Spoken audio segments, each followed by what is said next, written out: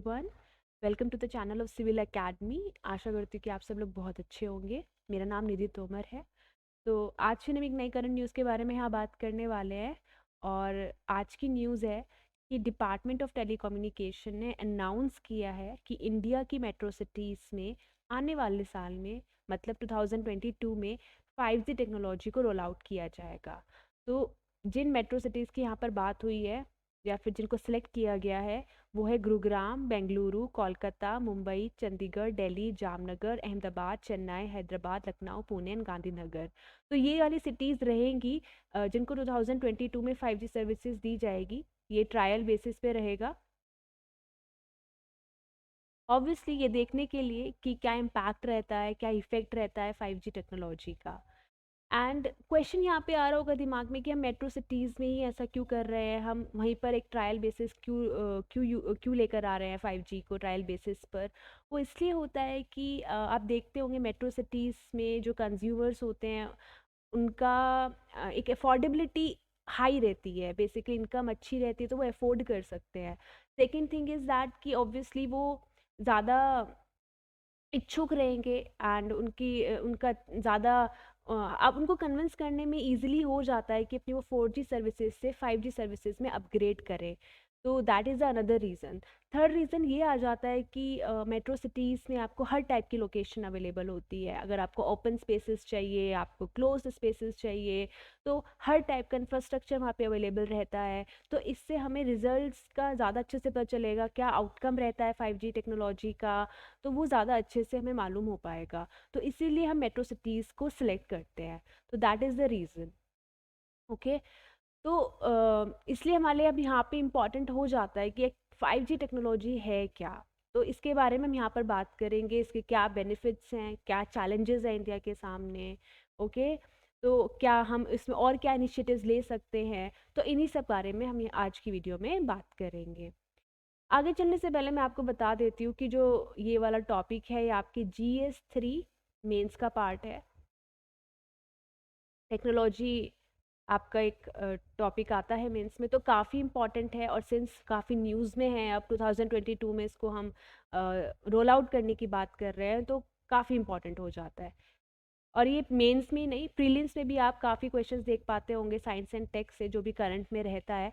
और जो भी लेटेस्ट टेक्नोलॉजीज आती है तो डेफिनेटली वो एक प्रीलिम्स के एक प्रोबेबल क्वेश्चन बन सकता है। तो आप उसको देख सकते हो कि आप सोच सोच सकते हो कि हाँ वो क्वेश्चन आ सकता है आपके नेक्स्ट प्रीलिम्स में।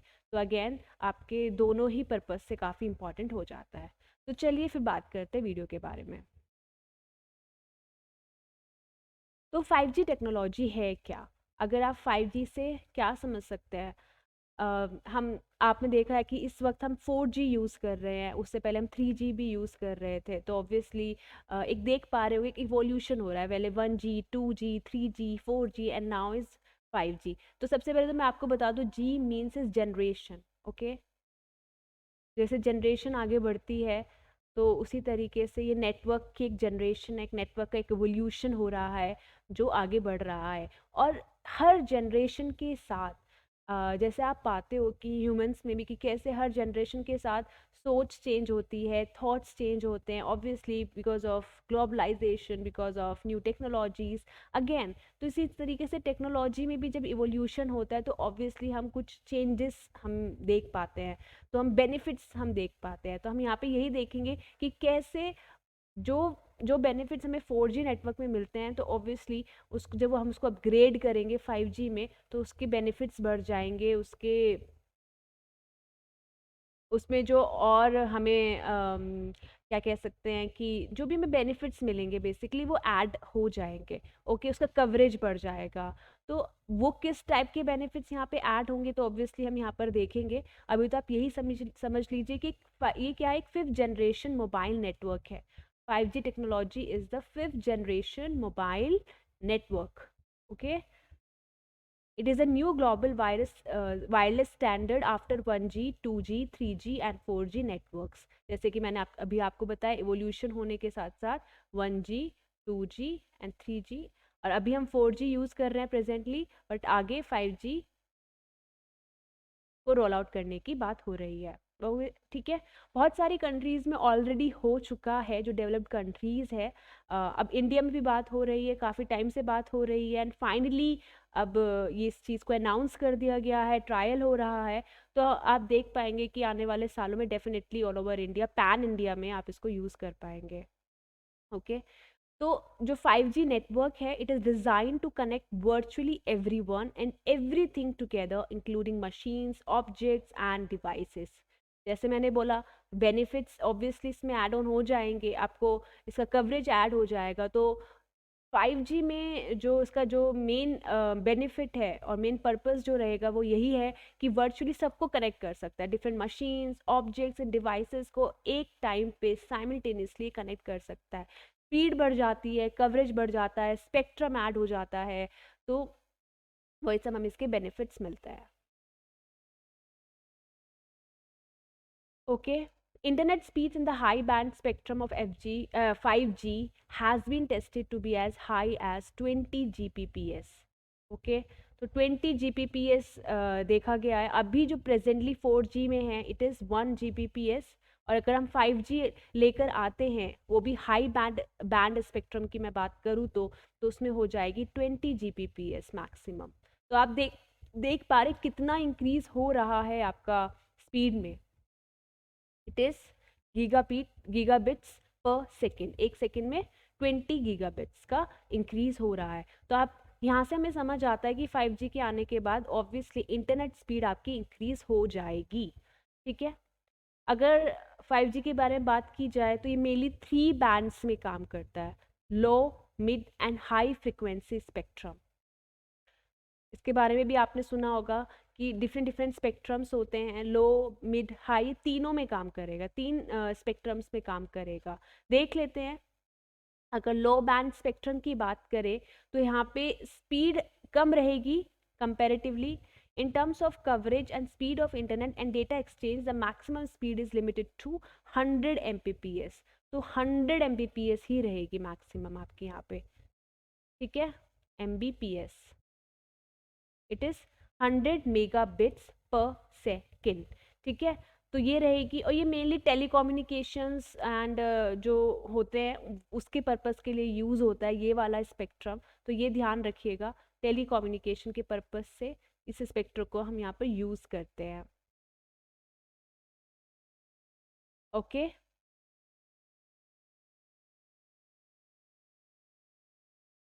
मिड बैंड स्पेक्ट्रम की बात की जाए तो it offers higher speeds compare to the low band. Low band में जो भी स्पीड रहेगी यहाँ पे उससे कंपेरेटिवली आपकी जो स्पीड है दैट विल इंक्रीज, ये इंक्रीज हो जाएगी। बट कुछ लिमिटेशंस रहते हैं आपके कवरेज एरिया में एंड पेनिट्रेशन ऑफ सिग्नल्स में। ठीक है। कवरेज एरिया इतना ज़्यादा नहीं हो पाता है क्योंकि यहाँ पे स्पीड तो बढ़ रही है लेकिन हम बहुत ज़्यादा कवर नहीं कर पाते हैं। ठीक है। बहुत दूर तक का एरिया इसको कवर नहीं कर पाएगा। तो इसीलिए इसका पेनिट्रेशन है वो काफ़ी लिमिटेड रहता है। तो यहाँ पे जो ये मेनली जो मिड बैंड स्पेक्ट्रम है, ये आप इंडस्ट्रीज यूज़ करती हैं इसको। ठीक है। इंडस्ट्रीज वगैरह जो ऑर्गेनाइजेशंस होती है जहाँ पे बहुत सारा काम होता है, वो मिड बैंड स्पेक्ट्रम उनके यूज़ के लिए आता है। Next is high band spectrum. तो it offers the highest speed of all the 3 bands. और तीनों बैंड्स की बात की जाए तो हाईएस्ट स्पीड है लेकिन बहुत लिमिटेड कवरेज हो जाता है यहाँ पे। तो सिंगल पेनिट्रेशन स्ट्रेंथ रहता है, मतलब एक ही जगह पर होना की इसकी स्ट्रेंथ रहती है। तो आप देख पा रहे होंगे कि low, mid and high band spectrum में स्पीड तो बढ़ रही है लेकिन जो कवरेज है और जो पेनिट्रेशन है वो धीरे धीरे कम होता जा रहा है। तो इस पॉइंट को ये पॉइंट बिल्कुल याद रखना है आपको कि स्पीड बढ़ रही है बट पेनिट्रेशन वो है वो डिक्रीज हो रहा है। तो यहाँ पे जो है आपका इंटरनेट ऑफ थिंग्स के लिए यूज़ होता है, जो भी आपकी लेटेस्ट टेक्नोलॉजीज़ है, internet of things, artificial intelligence, big data. तो इन सारी चीज़ों के लिए हाई बैंड स्पेक्ट्रम यूज़ होता है क्योंकि उन सब चीज़ों के लिए हमें स्पीड काफ़ी ज़्यादा चाहिए। Okay. Now is evolution from first generation to fifth generation. अब थोड़ा सा इसके बारे में बात कर लेते हैं कि फर्स्ट जनरेशन में क्या था, सेकंड जनरेशन में क्या चेंजेस हुए और फिफ्थ जनरेशन तक आते आते हमें किन किन चेंजेस को देखना है। ठीक है। 1G 1G जो लॉन्च हुआ फर्स्ट टाइम 1980s में लॉन्च हुआ था and worked on analogue radio signals and supported only voice calls. ठीक है, तो जब भी 1G आया था सबसे पहले तो उसमें सिर्फ वॉइस कॉल्स देखी गई हमको मेनली, आप इतना याद रखिएगा। ठीक है, 1G नेटवर्क में हम सिर्फ वॉइस कॉल्स कर पाते थे, कोई टेक्सटिंग नहीं हो सकती थी, कोई एसएमएस नहीं था, बस वॉइस कॉल्स हो सकता था। लेकिन वो भी इतनी अच्छी क्वालिटी की नहीं होती थी, बीच में ड्रॉप आउट्स हो जाते थे। तो बट स्टिल एक शुरुआत थी, एक इनिशिएटिव लिया जा रहा था, एक नया इन्वेंशन आप कह सकते हो कंप्यूटर की दुनिया में, इंफॉर्मेशन एंड टेक्नोलॉजी की दुनिया में।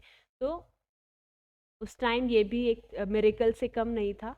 नेक्स्ट जो है 2G है, वो लॉन्च हुआ 1990s में, 10 साल बाद एक इवोल्यूशन हुआ, 2G लॉन्च किया गया और इसमें हमने यूज़ किया डिजिटल रेडियो सिग्नल्स को।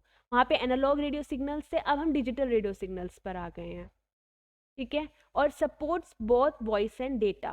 तो यहाँ पे जो 2G था वो क्या कर रहा था, वॉइस के साथ साथ डेटा भी, आप जो एसएमएस भेज सकते थे, टेक्सटिंग हो सकती थी।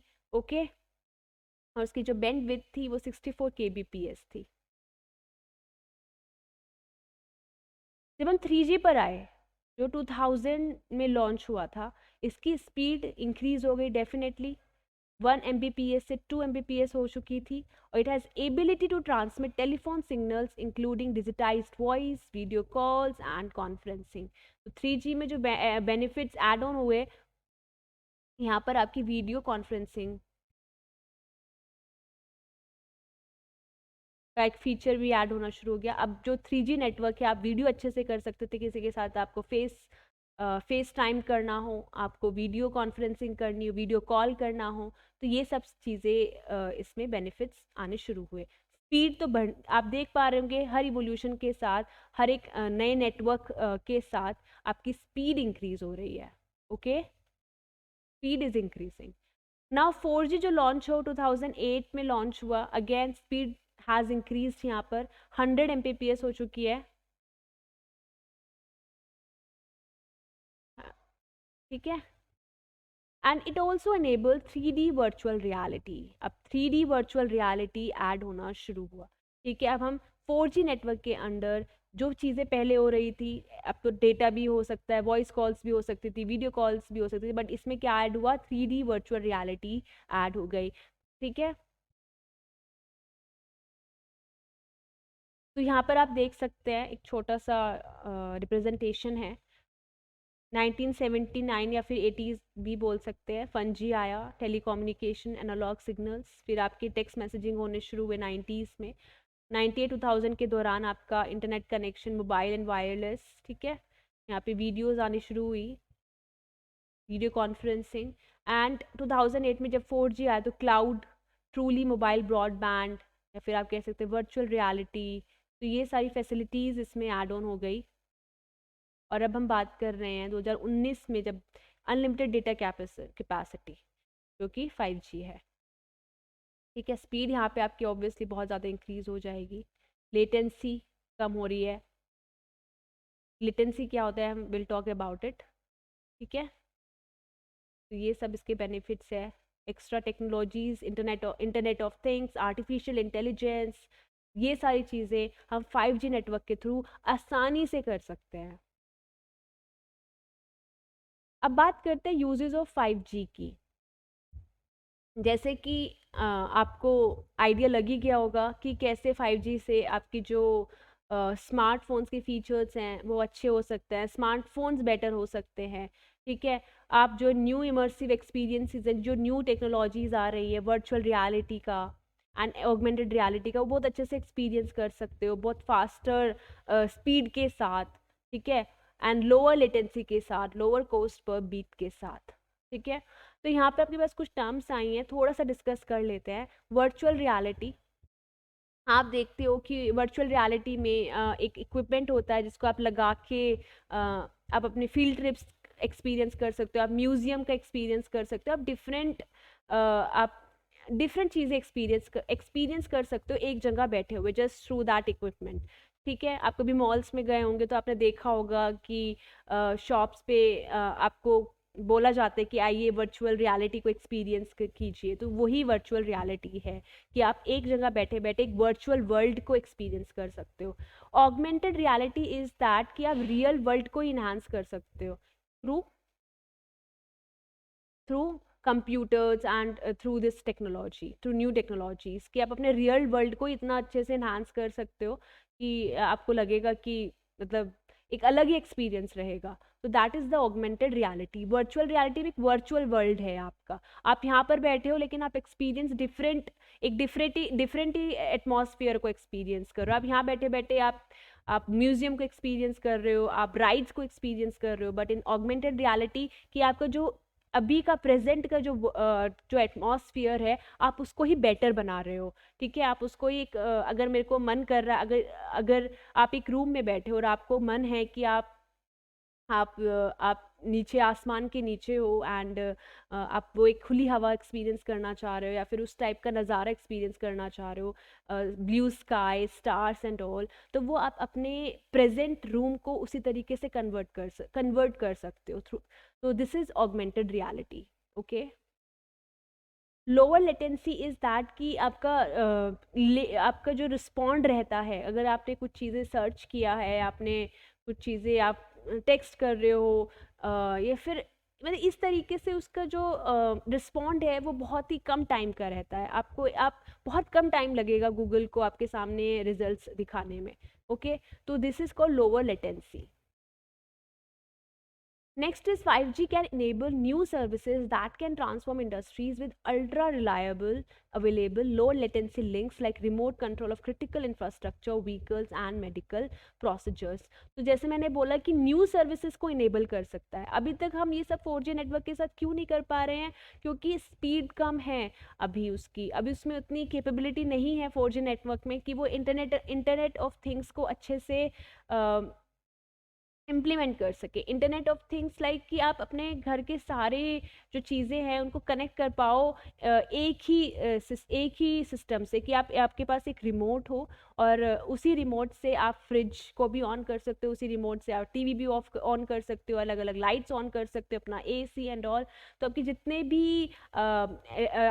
भी आपके घर में जितने भी अलग अलग इलेक्ट्रिकल गैजेट्स हैं या फिर जो इंटरनेट से काम करते हैं, जो इंटरनेट के थ्रू काम कर रहे हैं, आप उनको एक ही जगह से कंट्रोल कर सकते हो। तो आपको एक ही जगह हर चीज़ कनेक्टेड है एंड इट कैन पॉसिबल जब 5G आएगा, 5G नेटवर्क आएगा, तो उससे आप बहुत एक अच्छी स्पीड में एक अच्छे वे में वो चीज़ इम्प्लीमेंट हो सकती है, एक अच्छा आपको एक्सपीरियंस मिल सकता है। तो वो जब 5G आएगा तो हम इन सभी न्यू टेक्नोलॉजीज जो हमारे सामने आजकल दिख रही है उनको हम अच्छे से अप्लाई कर सकते हैं, इम्प्लीमेंट कर सकते हैं। Okay, so 5G is meant to seamlessly connect a massive number of embedded sensors in virtually everything through the ability to scale down in data rates, power and mobility, providing extremely lean and low cost connectivity solution. As I said कि अगर आप industries में भी हो, कुछ electrical industry है, अगर different sensors वहाँ पे यूज़ हो रहे हैं तो उन सबको अच्छे से कनेक्ट कर सकता है। ओके, और जिसमें रेट्स भी आपके कम लगेंगे, ज़्यादा इलेक्ट्रिसिटी का खर्चा भी नहीं आएगा। एक कनेक्टिविटी जो सॉल्यूशंस होते हैं, जो कनेक्टिविटी का आपके चार्जेस लगते हैं वो भी आपके कम हो जाएंगे। तो ये सब फायदे आपको मिलेंगे जब 5G नेटवर्क आएगा। Combined with IoT, that is Internet of Things, cloud, big data, artificial intelligence, and edge computing, 5G could be a critical enabler of the fourth industrial revolution. ठीक है, क्योंकि जब हम IoT के साथ इसको यूज़ करेंगे, इंटरनेट ऑफ थिंग्स के साथ, बिग डेटा, आर्टिफिशियल इंटेलिजेंस जब आएगी चीज़ें, तो एक एक मतलब 5G इनेबल कर सकता है जो रियल हम फोर्थ इंडस्ट्रियल रिवोल्यूशन की बात करते हैं। ओके, तो उसको पॉसिबल कर सकता है 5G के आने से। ये चीज़ें पॉसिबल हो सकती है और बहुत अच्छे से इसको इम्प्लीमेंट, इन सभी न्यू टेक्नोलॉजीज़ को हम एक्सपीरियंस कर सकते हैं, उनका बेनिफिट्स ले सकते हैं। ओके, तो 5G जो है एक मीडियम बन सकता है आपका। ओके, तो ये कुछ एप्लीकेशंस हैं 5G की। आप 5G को हर जगह यूज़ कर सकते हो, इन एनी फील्ड। अगर गवर्नमेंट की बात करें तो स्मार्ट सिटीज़ में काफ़ी हेल्प करेगा आपका, पब्लिक सेफ्टी में, पब्लिक ट्रांसपोर्ट में, इवेंट्स में, टूरिज्म, माइनिंग, पोर्ट्स। कंज्यूमर है तो अगर आपको गेमिंग करनी है, गेमिंग को आपके लेटेस्ट फीचर्स के साथ, एडवांस फीचर्स के साथ उसको एक्सपीरियंस करना है, एंटरटेनमेंट के लिए, वेयरेबल्स के लिए, ओके, आप जो है वॉचेस पहनते हो, वॉच आप जो आजकल डिजिटाइज्ड आपकी वॉचेस होती हैं, ओके, आपके बैंड्स हैं, आप हर एक चीज़ आपको अपने आपके फ़ोन से कनेक्ट हो जाती है, आपकी वॉचेस, आपका ऑक्सीजन लेवल, आपका टेम्परेचर लेवल, तो आप हर एक चीज़ अपनी वॉच से कंट्रोल कर सकते हो बेसिकली, तो उनमें काफ़ी हेल्प करेगा आपका। अगर हम एंटरप्राइजेस की बात करें, इंडस्ट्रीज़ की बात करें, तो फिनटेक, फाइनेंशियल टेक में, एग्रीकल्चर में, एजुकेशन में, रोबोटिक्स में, health care, manufacturing, retail, logistics, तो आपका हर एक चीज़, आप किसी भी चीज़ को उठाएंगे आप वहाँ पे 5G को अप्लाई कर सकते हैं, और उसके आने से ऑब्वियसली इन्हीं सारे सेक्टर्स को एक रिवोल्यूशनाइज करेगा 5G, राइट। लेकिन इन सब बेनिफिट्स के साथ साथ हमारे पास चैलेंजेस भी हैं। अगर हम इसके रोल आउट की अगर हम अभी बात कर रहे हैं, लेकिन इसको कितनी स्मूथली हम इसको इम्प्लीमेंट कर पाएंगे इंडिया में, क्या चैलेंजेस है हमारे सामने, उनकी बात करते हैं। अभी जो है हमें अपनी फाइबर कनेक्टिविटी को अपग्रेड करने की ज़रूरत है, ओके, क्योंकि जो प्रेजेंटली सिर्फ 30% ऑफ इंडियाज टेलीकॉम टावर्स को कनेक्ट कर रही है। अगर हम फाइबर कनेक्टिविटी की बात करें तो it connects only 30% of India's telecom towers, ठीक है, सिर्फ 30% है अभी, तो यू कैन सी कि अभी हमें बहुत दूर तक जाने की ज़रूरत है। तो लो फाइबराइजेशन फुटप्रिंट है प्रेजेंटली इंडिया में, ओके, इसको भी डबल होने की ज़रूरत है, एटलीस्ट अराउंड 60% होने की ज़रूरत है अगर हमें 5G को पैन इंडिया रोल आउट करना है। Make in India hardware challenge, कुछ फॉरेन टेलीकॉम जो आपके ओरिजिनल इक्विपमेंट मैन्युफैक्चरर्स हैं उन पे बैन लगा हुआ है, और उसमें उन्हीं इक्विपमेंट्स पर 5G टेक्नोलॉजी डिपेंड करती है, लेकिन क्योंकि उनको बैन किया हुआ है इंडिया ने अभी, तो एक तरीके से ये एक हर्डल है, ठीक है।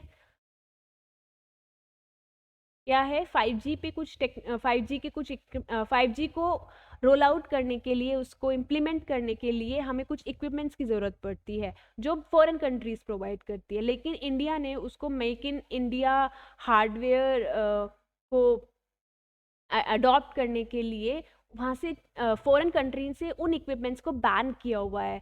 तो सिंस हमें वो 5G टेक्नोलॉजी के लिए चाहिए, लेकिन इंडिया ने उनको बैन किया हुआ है फॉरेन कंट्रीज से, तो वो एक हर्डल बन के आ सकता है हमारे सामने, ओके, क्योंकि अभी इंडिया इतनी सक्षम नहीं है, इंडिया इतनी केपेबल नहीं है कि यहाँ के मैन्युफैक्चरर्स उन इक्विपमेंट्स को मैन्युफैक्चर कर सके जो 5G टेक्नोलॉजी को चाहिए, ओके। हाई स्पेक्ट्रम प्राइसिंग, तो अभी जो 5G स्पेक्ट्रम की जो प्राइसिंग है वो काफ़ी हायर है, several times costlier then the global average. तो इंडिया में अभी काफ़ी कॉस्टली पड़ेगा ये, अगर हम ग्लोबल एवरेज की बात करें उससे सेवरल टाइम्स हायर है 5G स्पेक्ट्रम की प्राइसिंग। तो again it is a challenge, ठीक है, क्योंकि अगर गवर्नमेंट के लिए हायर पड़ेगा तो कंज्यूमर्स कैसे अफोर्ड कर पाएंगे, वो अपग्रेड ही नहीं करेंगे अपनी सर्विसेज, वो इतना अफोर्ड ही नहीं कर पाएंगे, ठीक है। तो नेक्स्ट पॉइंट भी यही कहता है कि फाइनेंशियल लायबिलिटी हो जाएगी कंज्यूमर्स के ऊपर, वो तो अगर उनको ट्रांजिशन करना है 4G टू 5G टेक्नोलॉजी में तो उसको अपग्रेड करनी पड़ेगी अपनी सेलुलर टेक्नोलॉजी, ओके। क्योंकि क्या होता है ना कि स्मार्टफोन्स भी जो है हमारे वो ऐसे बनाने पड़ेंगे जो 5G टेक्नोलॉजी को सपोर्ट कर सके, ठीक है। और जब 5G टेक्नोलॉजी आएगी तो डेफिनेटली कुछ, अब जो ट्रांजिशन अगर होगा तो लोगों को क्या लेना पड़ेंगे, न्यू स्मार्टफोन्स लेने पड़ेंगे, सो दैट कि हम 5G टेक्नोलॉजी को अवेल कर सके, 5G टेक्नोलॉजी उसमें सपोर्ट कर सके। तो ये एक एप्रीहेंशन है कि ऐसा शायद मतलब जल्दी से नहीं होगा, क्योंकि सब अफोर्ड नहीं कर पाते कि चलो ठीक है नई टेक्नोलॉजी आती है तो चलो फ़ोन भी चेंज कर ले, ऐसा होना इतने जल्दी पॉसिबल नहीं है। तो एक फाइनेंशियल लाइबिलिटी जो है वो कंज्यूमर्स के पास आ जाती है, ठीक है। तो हम यही कहना चाह रहे हैं कि अगर ऐसा होगा तो लोगों के ऊपर बर्डन पड़ेगा, क्योंकि उनको अपनी जो नेटवर्क है, अगर नेटवर्क को अपग्रेड करना है तो उनको न्यू फ़ोन्स खरीदने पड़ेंगे, तो उनके ऊपर एक नया एक नया एक्सपेंडिचर आ जाएगा उनके खाते में कि यार चलो फ़ोन भी खरीदना है अब हमको, तो it is going to create a financial liability on consumers. Okay, so that is the point. लेकिन वे फॉरवर्ड क्या हो सकता है? अब ठीक है, ये सारे चैलेंजेस तो हम देख ही रहे हैं, लेकिन ऐसा क्या हम करें कि 5G टेक्नोलॉजी का जो इम्प्लीमेंटेशन है हम उसको पैन इंडिया जल्दी से जल्दी कर पाएँ. ओके, क्योंकि ऑब्वियसली 5G टेक्नोलॉजी आएगी तो हम डिफरेंट जो टेक्नोलॉजीज जो उससे अटैच्ड है या फिर हम जो 5G पर डिपेंड करती है हम उनको भी अवेल कर पाएंगे, राइट? तो अभी ज़रूरत है कि हम डिजिटल इंडिया को अलाइन करें विद 5G टेक्नोलॉजी. ठीक है, तो डिजिटल इंडिया भी इंडिया का एक प्रोग्राम है जो 2015 में आया था, राइट? तो उसमें डिजिटल इंडिया में क्या है कि इंटरनेट कनेक्टिविटी को एनहांस करने की बात कही है. ठीक है, ठीक है, डिजिटाइज करने की ज़रूरत है अभी इंडिया को. लोगों के पास स्मार्टफोन्स ही नहीं है, कई बहुत जगह पर अगर आप रिमोट एरियाज में जाएंगे तो they don't have smartphones. Okay, तो अगर लोगों में स्मार्टफोन्स ही नहीं आएंगे तो आप उनको 5G टेक्नोलॉजी में अपग्रेड कैसे करेंगे? It is not possible easily, right? तो वो हमें ज़रूरत है अभी. और कुछ लोगों के पास स्मार्टफोन्स तो है लेकिन उनको आता ही नहीं है, उनके पास डिजिटल लिटरेसी नहीं है, तो वो भी एक हमारे पास चैलेंज है, डिजिटल लिटरेसी. ठीक है, लोगों को पता ही नहीं है कि यूज़ कैसे करना है. ठीक है, तो अभी इन सारे जो हमारे फाउंडेशनल चैलेंजेस है और इन पे हमें भी काम करने की ज़रूरत है. इनको अभी हमें टैकल करने की ज़रूरत है. जब तक ये टैकल नहीं होंगे, जब तक हम इनको रिमूव नहीं, इन चैलेंजेस को रिमूव नहीं करेंगे तो 5G टेक्नोलॉजी को अच्छे से बेनिफिट नहीं ले पाएंगे. ठीक है, स्ट्रेंथन आर साइबर इंफ्रास्ट्रक्चर. हमें अपने साइबर इंफ्रास्ट्रक्चर को स्ट्रेंथन करने की ज़रूरत है, क्योंकि नई टेक्नोलॉजीज़ आएंगी तो ऑब्वियसली उसके बाद अटैक्स का हमें एक चैलेंज सामने आ जाता है. ठीक है, साइबर अटैक्स होने शुरू हो जाते हैं, तो उन साइबर अटैक्स को रोकने के लिए एक इंफ्रास्ट्रक्चर क्रिएट करने की ज़रूरत है, एक प्रॉपर इंफ्रास्ट्रक्चर क्रिएट करने की ज़रूरत है. ठीक है, या फिर अगर इम्प्लीमेंट भी करना है हमें न्यू टेक्नोलॉजीज़ को तो अगेन वी नीड इंफ्रास्ट्रक्चर. ठीक है, तो इस इंफ्रास्ट्रक्चर को रॉबस्ट बनाने की ज़रूरत है. Incentivise design and manufacture of 5G technologies products and solutions and in India.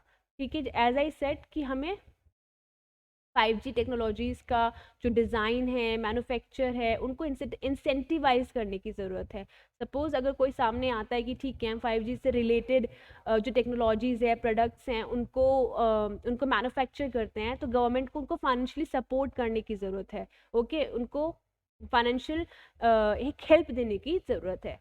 Promote 5G startups that enable the design and manufacturing capabilities. वही सेम चीज़ अगेन कि जो स्टार्टअप्स जो आ रहे हैं सामने, जो 5G स्टार्टअप सामने आ रहे हैं तो उनको प्रमोट करने की हमको ज़रूरत है, सो दैट कि डिज़ाइन और मैन्युफैक्चरिंग कैपेबिलिटीज़ इन्हांस हो सके, उनकी बढ़ सके. ठीक है, तो these are some initiatives which need to be taken अगर हमें 5G इम्प्लीमेंटेशन को अच्छे से इम्प्लीमेंट करना है इंडिया में, राइट? अगर आपके पास कुछ और सॉल्यूशंस है तो कमेंट सेक्शन में बताइएगा ज़रूर यहाँ पे लिख के कि आप क्या कहते हैं कि अभी हमें और क्या करने की ज़रूरत है कि 5G टेक्नोलॉजी को अच्छे से इम्प्लीमेंट कर सके इंडिया में. ठीक है, तो ये था आज की वीडियो के बारे में, 5G के बारे में. Hope you like the video. Sorry, अभी कुछ प्रीवियस वीडियो के आंसर्स हम यहाँ पे डिस्कस कर लेते हैं जो हमने लास्ट वीडियो देखी थी वर्नाकुलर प्रोग्राम के ऊपर.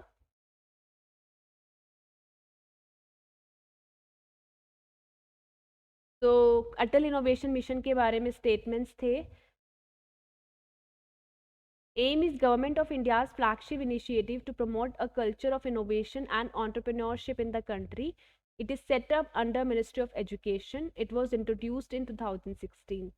ठीक है, तो पहला स्टेटमेंट सही है लेकिन दूसरा स्टेटमेंट गलत है क्योंकि नीति आयोग का है ये, राइट? और 2016 में आया, दिस इज ट्रू. तो आंसर इज सी. आज की वीडियो पे क्वेश्चन देख लेते हैं. Consider the following statements regarding 5G technology. 5G is the latest upgrade in the long-term evolution mobile broadband networks. It only works in higher frequency spectrum. And third statement is it is said to be as much as 100 times faster than 4G. तो आपको बताना कि कौन से statements correct है यहाँ पर, comment section में बताइएगा कि किसका आंसर क्या होगा। ओके, तो चलिए, तो यहीं पे आज की वीडियो फिनिश होती है।